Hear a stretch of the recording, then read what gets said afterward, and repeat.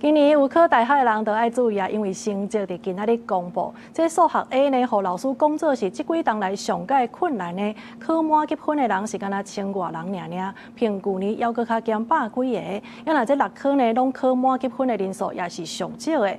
不过呢，这顶标、前标、后标甲底标呢是拢有加一级。要若这数学 B 甲旧年相比，5个标拢有降1级分。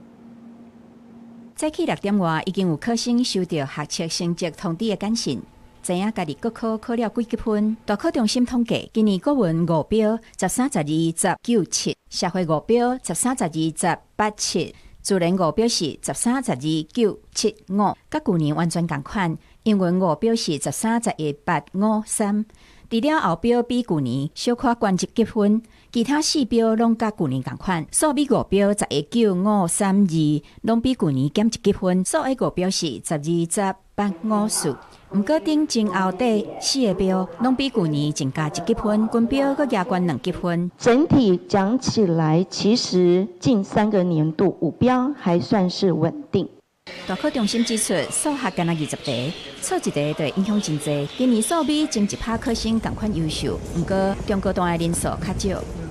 这3题是数 B 独有的，基本上我会认为这是有利于数 B 的考生，但考题考出来，他们的表现不佳。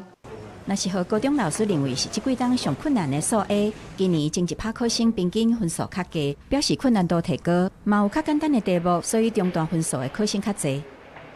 数 A 它的分布今年相对于过去2年来讲，反而是比较好的。也就是说，虽然有一点难，但它具有良好的整体的鉴别度，它是把学生拉开了。今年国考15满级分的人数，甲比例英文上侪3261人，自然15级分占上悬有2.99%，数 A 敢若1112人摕到15级分，是6科内面满级分人数上少，比例上低。